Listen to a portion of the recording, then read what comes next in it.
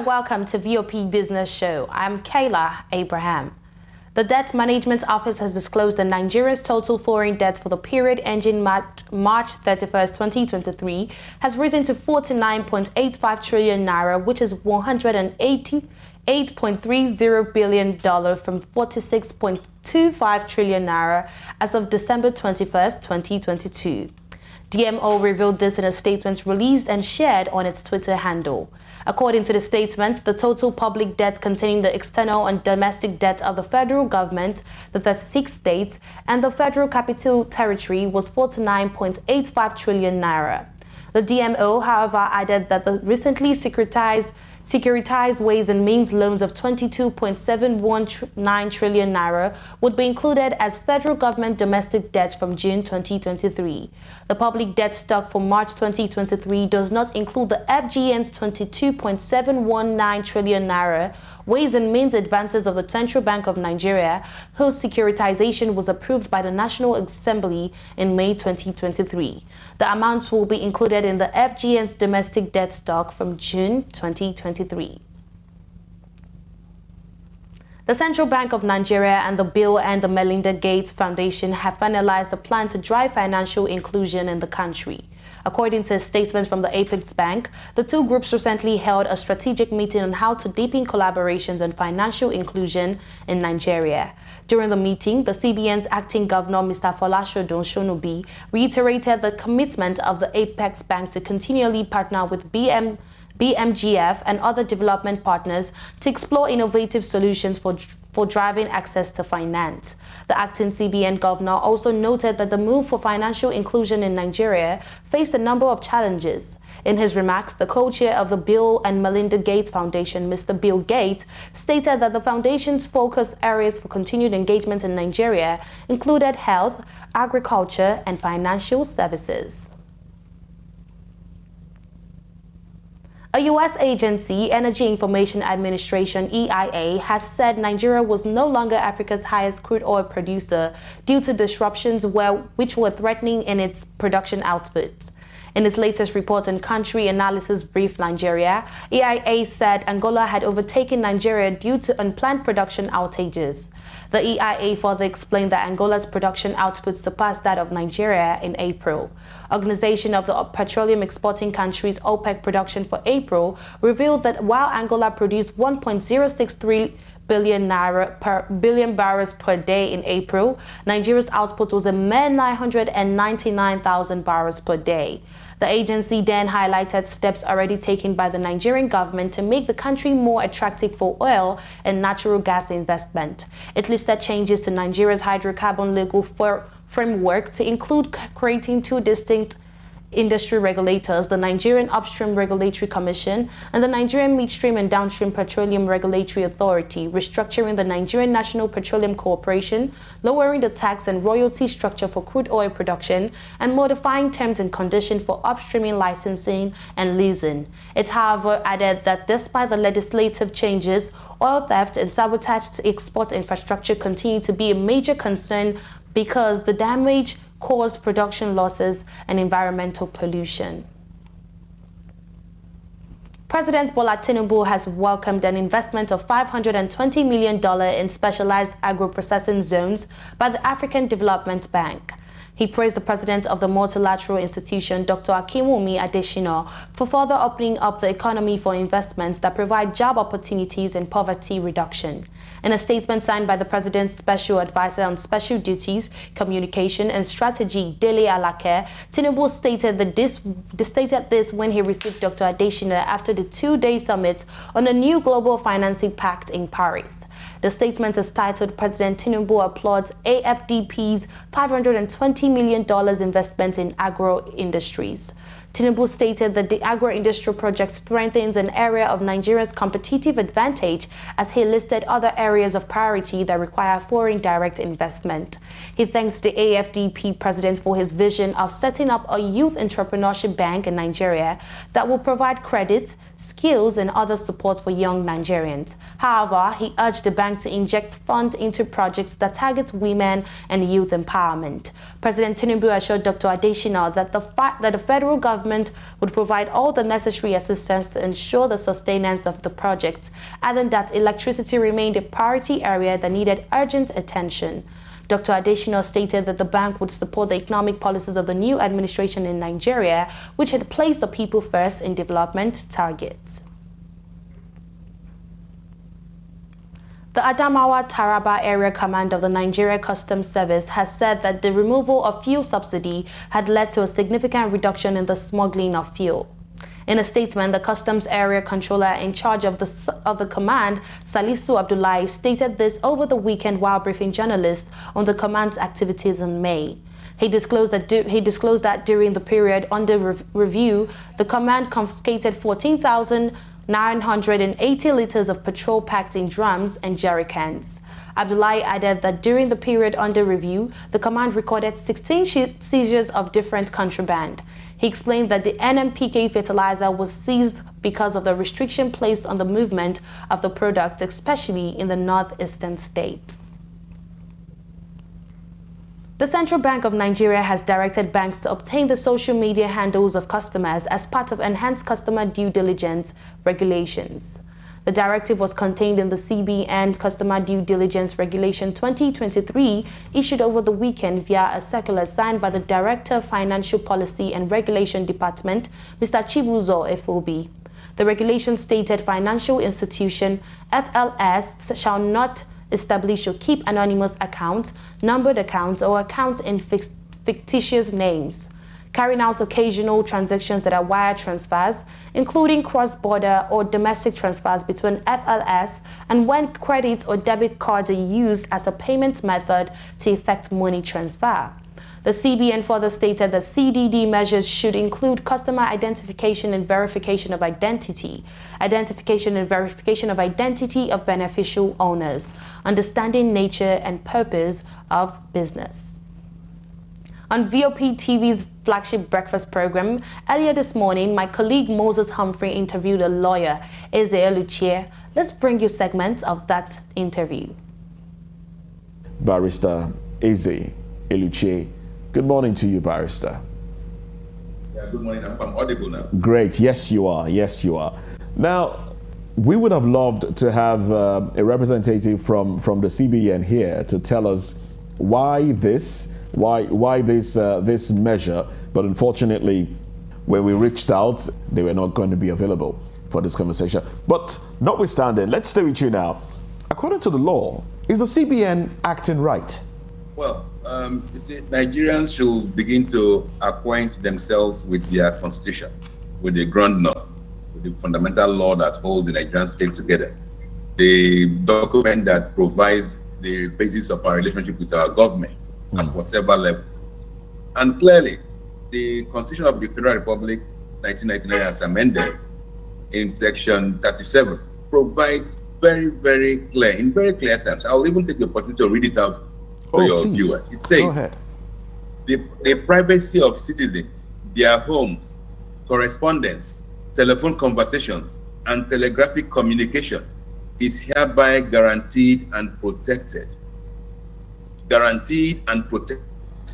The wordings of Section 37 of the Nigerian Constitution, which Mr. President has sworn to uphold, which the CBN was of, which all of us are duty-bound to uphold.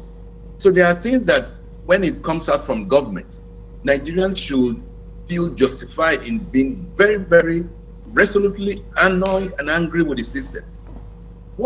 Under what temerity, what guts, what is it that even founded such myopic reasoning of the CBN to begin to interfere with email correspondences? Because email or the social media handles of citizens are correspondences, whether telegraphic or communication or telephone or whatever. What gives the CBN the temerity? Because these are things that only happens in dictatorial situations, in North Korea or perhaps in China or in some other cultures or countries where they don't have a democracy. What audacity gave them the guts to come up with such nonsense? And look, let us not mince words. Be emphatic so that these guys know that they're not dealing with fools. We have this constitution everywhere. And just to go ahead, get a copy of the constitution and read it. Not just Section 37 of the constitution, also Section 39 of the constitution provides for freedom of expression. We are free to express how we will, how we wish. What has the CBN got to do with it? They messed up the economy and they had the cost to try to interfere with the privacy of communications. Come on, they should give us a break. But you see, the basis of this is when you have a government that comes into office believing it is their entitlement, that it is their turn. Mr. President said it is my turn, and he didn't give a damn what people feel. They will begin to ride rough over us. And this is just the beginning. This is less than 3 weeks, 4 weeks into the life of this government. And it is having the audacity, the criminal audacity and oppositional audacity to interfere with our private communications. We should realize that we have to guide our loins, because this is just the beginning. I wouldn't be surprised if it tells you that you must tell them the name of your wife, how many times you sleep with your wife, or how many times you speak with your wife. All right, Barrister. It is not a laughing matter, my brother. This is not a laughing matter. If somebody can tell you he wants to know what you post on social media, if I post my family life on social media, the number of girlfriends or whatever I have, Barrister. the number of concubines I have, Barrister. yes, it will be annoying. Yes. One would think that most of this information is already available because we have the BVN. BVN contains your residential address. BVN has a picture of you, your thumbprint, which is unique to every individual. You know, there is the BVN. And banks also request for your driver's license or your international passport to do transactions with you. Now, these also contain almost the same information. But this particular policy now seems to be driving at invading people's thoughts. You know, that's what it seems to be driving at.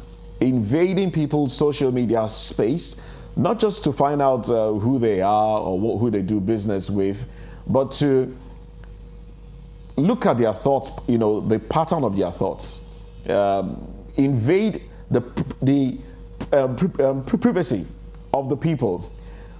How can Nigerians fight this, really? Well, you see, the government will tell you, go to court. That is what they will say, go to court. Knowing that they themselves render the court systems near useless. When they do what is unconstitutional, they do what is illegal, they will tell you, go to court. And you see, in any normal situation, even governments are apprehensive of being taken to court. But because they have also captured the judiciary, they have captured virtually everything, they will tell you, go to court, knowing the court is almost useless. Now, you are using the word, it is like they are trying to invade. Man, let us be factual to ourselves. There is no trying to invade here. It's a direct invasion of privacy. When you wake up, when you want to post on Facebook, Facebook asks you what is on your mind today. So you are virtually revealing your mind on a daily basis. When you make political posts on Twitter or on Instagram, you are revealing your inner being. What business has a government got to do with our inner being? The whole idea is this. They want to tell you that we can control you and we will get you wherever you go. So the earlier Nigerians realize what we are up against, the better we discover and we know that it's not a matter of tribe, it's a matter of fascism. Nigerians rising up and saying, enough of this rubbish. Because if you don't begin to acknowledge what it is now, they will do something else. And it will continue to progress. My dear, this is less than 1 month into this life. In the same vein, there are indications that banks are ignoring the Central Bank of Nigeria directive that they should grant their customers unfettered withdrawal of foreign currencies from domiciliary accounts. Meanwhile, Nigeria's foreign exchange market has recorded a drastic change following the market reforms introduced by the CBN this previous week. VOPTV business desk findings show that the banks are still restricting the amount of foreign currency that customers can withdraw from the accounts, saying that the currencies are still scarce. Dealers and the customers have been lamenting that the situation has impeded supply of foreign currency to the market. But the drastic change in both structure and operations of the foreign exchange market has resulted in exchange rate convergence by default, as the US dollar traded within narrow band across the three segments of the market, namely the investors and exporters window, the bureau that changes, and the black market. However, for the first time, the exchange rate in the official market surpassed what's obtained in the black market. Meanwhile, dealers across all the segments are facing acute scarcity of the US dollar, while CBN resumed supply of the foreign currency last week, though at a very low volume. Barely a month after deregulation, operators in the downstream sector have not been able to import petrol into Nigeria due mainly to a lack of license and foreign exchange.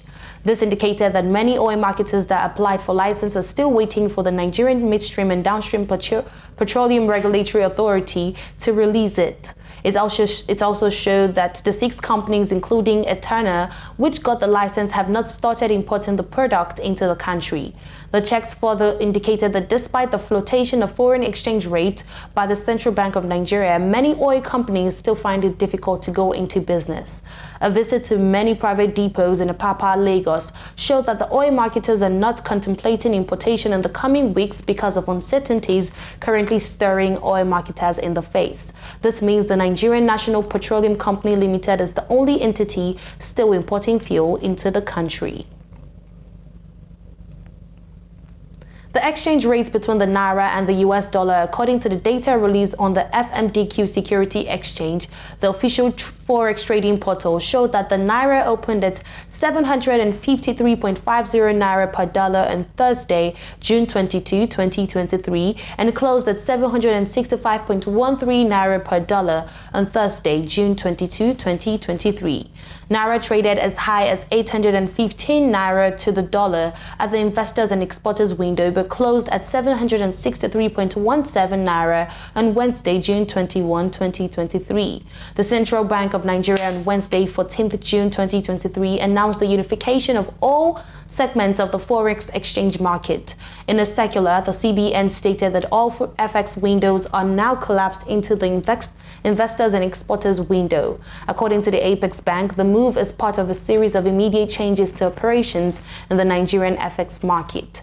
The changes to operations in the country's FX market implies that Nigeria has eased its control of the Naira, allowing the local currency to freely float. Meanwhile, a free-floating exchange rate occurs when a government allows the exchange rate to be determined purely by market forces, and there is no attempt to ask the central bank to influence the external value of the exchange rate.